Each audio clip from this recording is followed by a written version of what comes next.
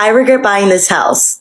That's what I've been thinking every single day for like the past 2 months. It has been hell and I lost control and I was just able to gain back control. There's nothing that sucks more than working so hard to achieve a goal like this and to not even feel at home in my own house is absolutely heartbreaking. Like, I worked so hard for this house and I've been homeless before and I should be grateful and I am, but with everything going on, it's kind of hard to, but I'm ready and I have a mindset to completely take ownership of this house and move forward from here on out. I wanted to do everything at once, which was a big mistake. Every single house owner that I've spoken to just told me the same thing. It's a process, it's baby steps, and you're not going to get everything done in one day. Give yourself grace, just focus on the things you need to focus on, and the rest will fall into place. Get ready with me while I tell you why I regret buying a house. Now, just for some context, in case you weren't aware already, I essentially bought a house about a year ago. So it was a couple of years after I bought this flat that I now live in, which I don't regret at all. It is the house that I have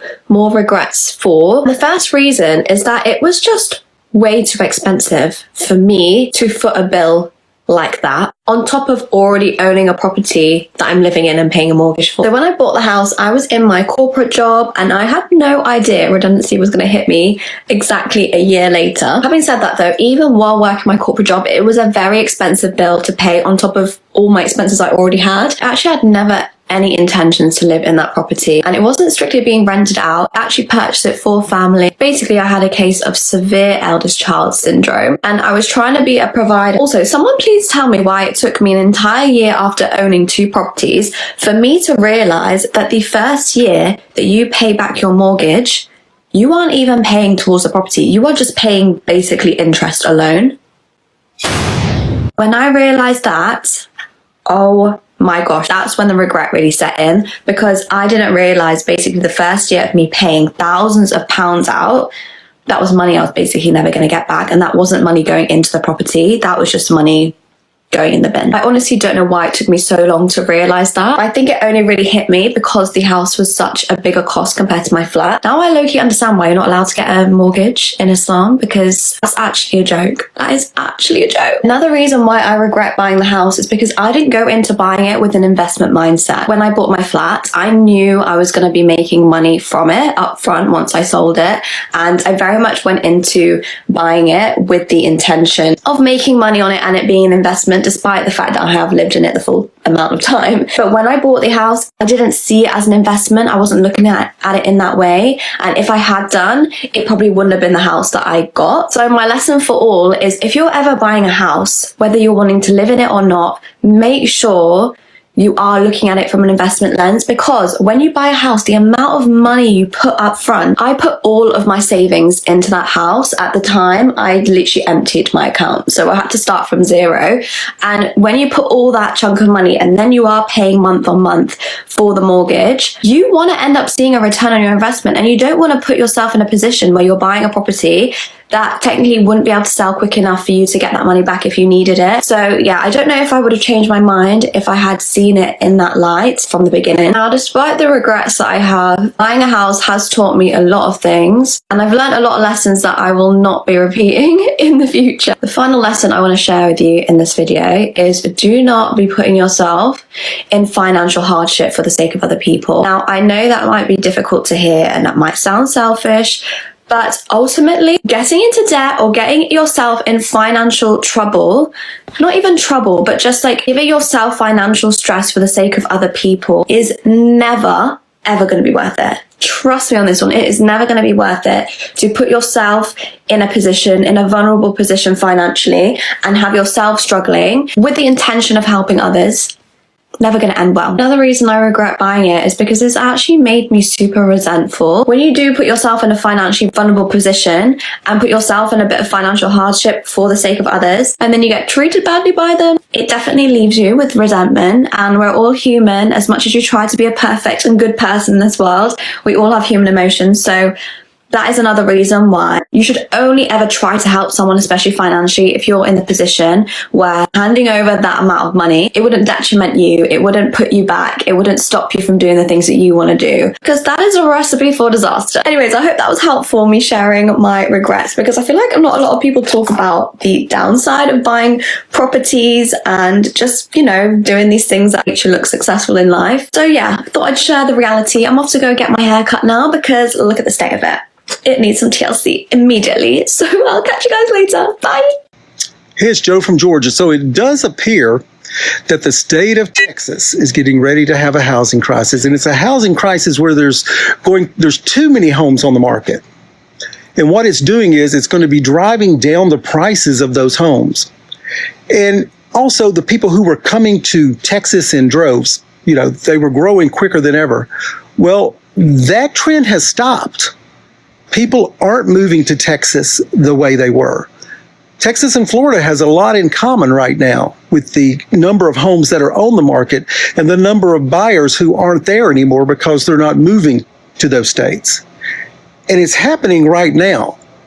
So the folks who came in the last few years and paid exorbitant prices for homes in Texas are now losing their value, and they're having a problem selling those homes with an oversupply of inventory on the market.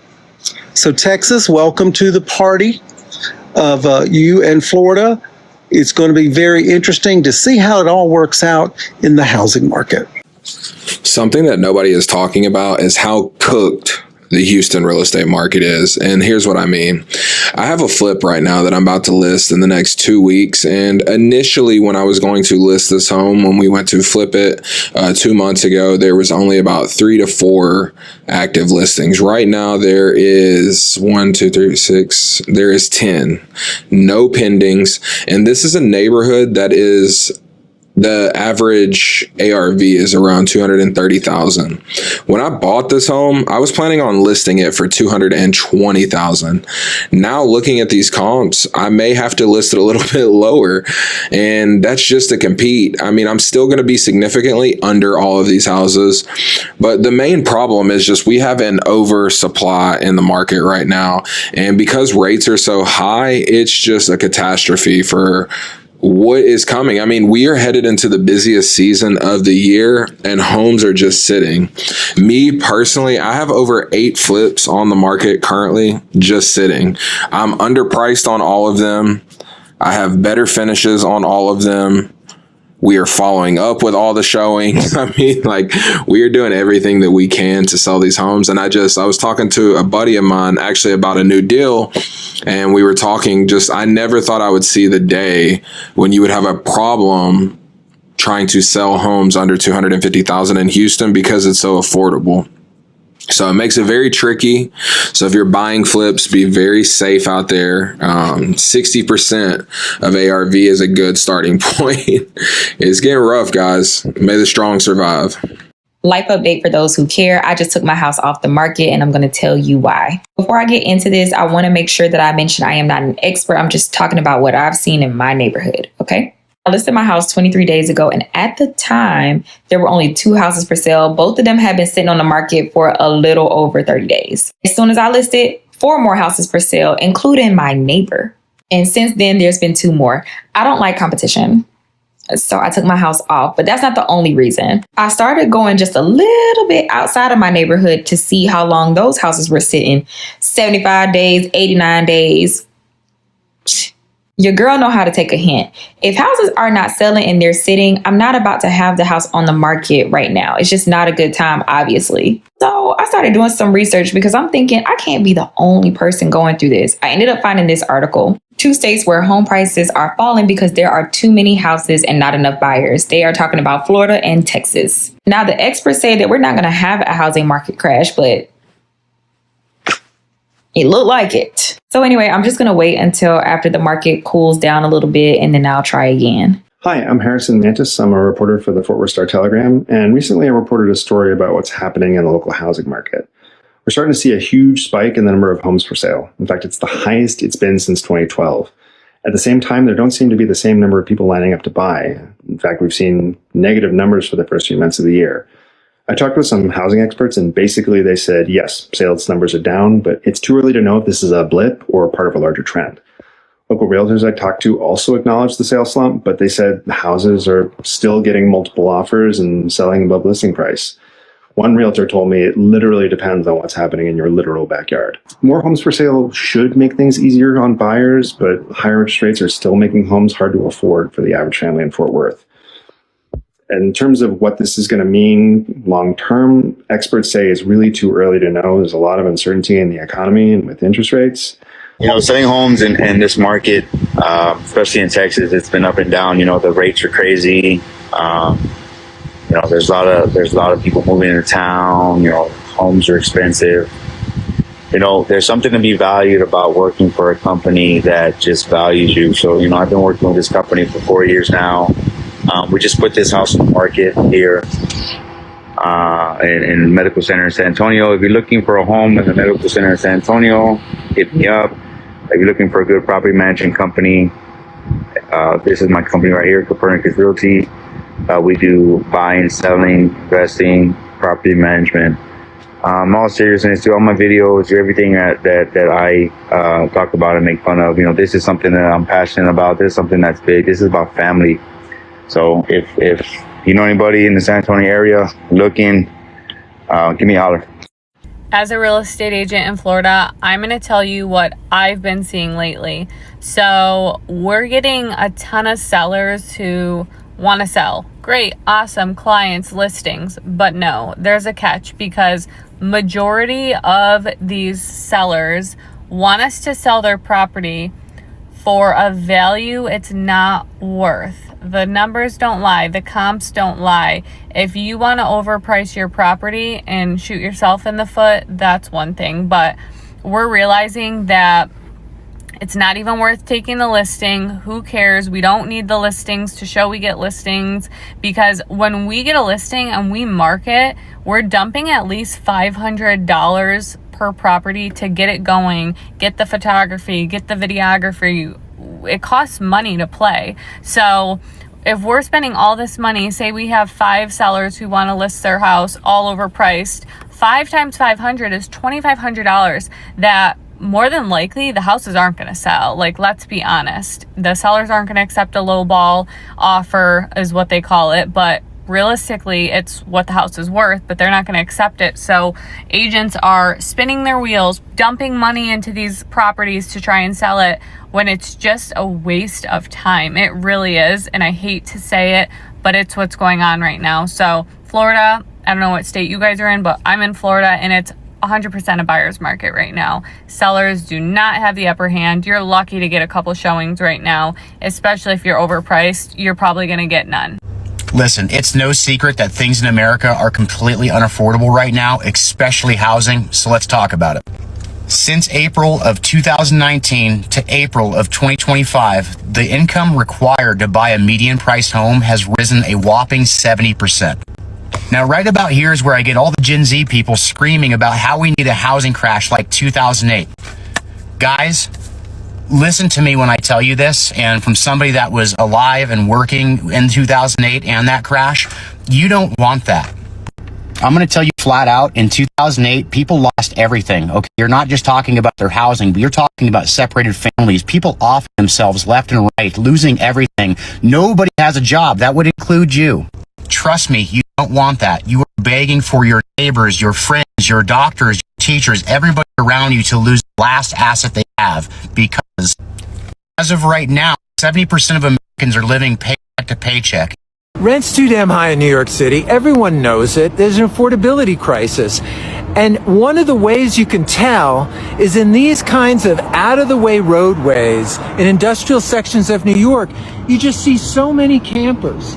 And we know that there's some people who have no choice but to live in a camper on a street with limited alternate side of the street parking. You see it up in Webster Avenue, the Bronx. You see it out here in Brooklyn. And it's just crazy to me that we are willing to give away space that people can live in if they're living in a car.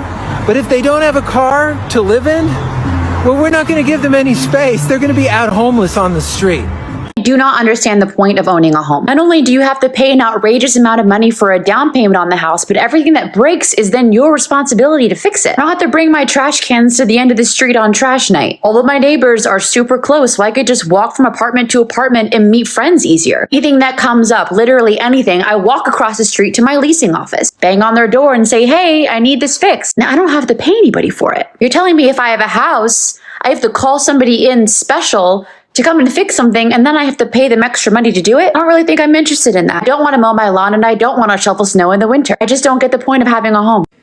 Okay, let's have an honest conversation.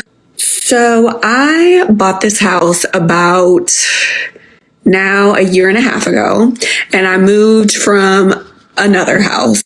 I probably lost about maybe like 150 square feet in this new house, but the selling point was the yard.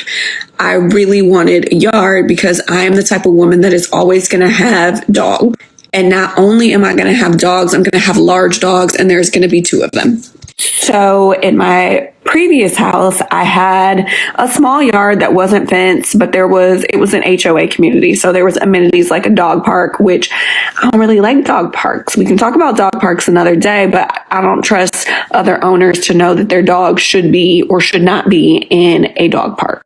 I digress. So when I was looking for this house, I found it. Actually, they were building the 2 houses across the street, and then they were like, oh, we're actually going to build there. And I was like, cool. So Charlotte is an interesting real estate market. It is way more expensive than what you would think it should be. So to kind of get what I wanted, I'm still in the city, but I am in a gentrifying neighborhood. That part does not bother me, okay? But because I was so thirsty to get this house, I basically put in my little deposit before it was even completely framed. So is that true? Yeah, it wasn't completely framed before I gave them a large deposit on this house. And I feel like now that I've been living in it for like a year and a half, there are so many things that I want to change about this house. And it would require like very large construction projects. And now I'm to the point of like, do I do that or do I just pick up and move? Because I don't know. And I love the neighborhood. I know that may be controversial to others if you know where I live. But think a gentrifying neighborhood, right? And so there are things that happen. It's still a hood. But I like it. I like the community. I like all the things, but it's just things in my house. Like for example, my living room is always dirty because there's like this much space between my couch and the door to outside. See? Can you see? I have dogs. They track dirt in. It is constantly dirty. It drives me insane. I would love for my bedroom and my bathroom to be a little bit larger. I would love for a sitting area that's over here to be pushed out a little bit more and have more windows and lights. And I'm like, that is expensive. Do I just move? But there's no do we just move? Have you seen this economy? Have we seen the interest rates? And again, Charlotte is a very interesting market, so I just don't know. But I feel like I'm just going to start looking and seeing what I see. But I'm like, do other people feel this way? It's just, I feel like after living here for a year and a half, I'm like, I don't know. Maybe I should have waited. Because I love the neighborhood. I don't mind this house. There's just a lot of tweaks. And if I really had it my way, I'd have a little bit more land. That's all. I don't know. What are your thoughts? Would y'all move? Would you think about it? Would you, if you did a construction project, how did that go? Let me know. I did not realize how hard it is to maintain a house without having a man. And I'm not talking about like a husband or boyfriend. I'm just saying male support in general. So like a dad, an uncle, somebody, a male friend or anything like that. It has been stuff that happened around my house that I'm just like, this is crazy. And then of course you have to call the professionals, call contractors out. But then again, you still need a male in that because they try to get over on you. As soon as they see a female, they be like, "Ooh, I'm about to get over. I'm about to," and so even with that, you still need a male presence to negotiate for you. So I was just sitting here thinking about like all of the things that broke down in the house, and I'm trying to do it myself. And that I think that's untalked about, not really talked about, but like stuff, like when stuff break down, it just really make me miss my dad so much. Oh man, I miss that man. But hot take / unpopular opinion is that owning a house is not as cool as everybody makes it out to be. I understand that I am very privileged to be able to say that and even have that opinion and be able to experience it. And why is it sold to us that the pinnacle of a successful adult is to be able to own a house? But it's not for everybody. And it's not for every stage of life. And what if you don't have the time and the money and the energy and the resources to be able to take care of everything that you need to take care of in a house? If something breaks, it is your responsibility. If the lawn needs to be mowed and things need to be taken care of, that is your responsibility. You either don't do it and it gets worse and worse and worse, or you have to spend the time and money and energy. And I think that it's a scam because, like, fuck, dude. No, I don't like it. Honestly, I feel like my generation was robbed, and I'm Gen Z. And by that, I mean, like, the cost of living is just so insane. Like when my sister moved out and got her first apartment, her rent was like $700 a month. I'm finna move, and I cannot find a nice apartment, for no less than $1,500 or $1,600. And this has honestly been something I've been complaining about a lot here recently. And it's not the fact that, like, I'm just complaining to complain. Like, no, like, I'm complaining because, like, this shit, ooh, excuse my language. This is really getting out of hand. Like, it's getting out of hand. Like, I cannot find a nice, decent apartment. What am I going to do? What? I kid you not. I just saw a 400 square foot apartment online for $2,000. I live in the South. I don't get it. Okay, so me and my husband, we pay $450 a month rent, which is amazing in this economy, and we are thankful for it. No, it's not Section 8 or housing vouchers, and there's nothing wrong with that. But no, we live in a small town in Georgia, and it's a 3-bedroom, 2-bath, double wide, with some land, I don't know, and a fenced-in yard. And the reason I say this is because we were in California this past weekend, and like, I don't see how y'all are making it out there, because we saw some places for rent that were like 2-bedroom apartments, and they were like a few thousand a month. Like, I guess that's probably not normal for all of California, but still, what?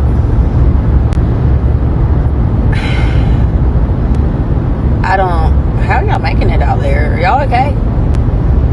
Anyways, how much do you pay rent? Where you at? If you was having a good day, I just want you to remember something. Rent for a 1-bedroom apartment costs almost $2,000. Yeah, lights, water, utility, all that. It costs $40 just to go outside. I just seen a post on Facebook where a family is renting out one of their bedrooms for $800. Right around the corner. And you gotta share the bathroom with the kids. When they ask me how I'm doing, I just say I'm good, but I really want to tell them shit fucked up right now. Everywhere. I went to a little mom and pop breakfast shop the other day. A sausage, egg, and cheese biscuit was $12 goddamn dollars. No sides, no drinks. I mean, they saying we in the start of a recession and everybody getting laid off, but you know what? Everything fine. Everything gonna be good. Don't even worry about it. Don't sweat it. Fuck a recession. Save your money. Yo, what in the actual fuck is going on out here in Cali, man? Last year, my rent was $925. I just opened up this letter, and it says your new rent amount is $2,300 starting on the 1st. No upgrades, no renovations. They didn't even add a fucking washer and a dryer. This is crazy, man. I mean, is everybody else dealing with this? Or am I the only one getting screwed here? The scams in New York City are just getting more and more annoying. The average application fee in New York is $20 to $40. I'm texting an apartment, or excuse me, my boyfriend is texting an apartment. They talking about before you can even view the apartment, you have to send $180 to come and view it. And for the application fee. Mind you, you usually fill out an application fee after you've seen the apartment and you are sure you want to move in. Why would I pay $180 for an application fee of an apartment I have yet to see? Why does that make sense? And then you can always tell when they scamming too, because they be real pushy about asking you for the money, about where you're supposed to send it to, and don't be pushy enough about giving the information about the apartment. If you are currently looking for an apartment in New York City, do not fall for these scams. The average application fee is $20 to $40. And even if it's higher, you have to at least see the apartment before you put in an application fee. Don't let these people scam you. I need people my age talking about this. Buying land is just the new gold. Buying land is just the gold. Bro, listen to me. Someone told me that they're looking for an apartment in Massachusetts and they kept getting turned down because every time they'd try to find like low-income housing, they would turn them away because they weren't an immigrant. Yeah, you heard that right. People are being turned down in America to get apartments because they're not immigrants. Granted, this is Massachusetts we're talking about, and that would definitely not fly in New Hampshire where I live, but that's insane, dude. You're telling me if I'm born in this country and I'm low income and I walk into somewhere and say, hey, I want to apply, like, I have a great record, this and that, like, I just want to get an apartment, they're going to turn me down because I'm not an illegal immigrant? What? This shit's going to change soon. Plus, like, ICE is literally everywhere, so... Like, I see them driving through New Hampshire all the time, like, because we live near the border of Canada.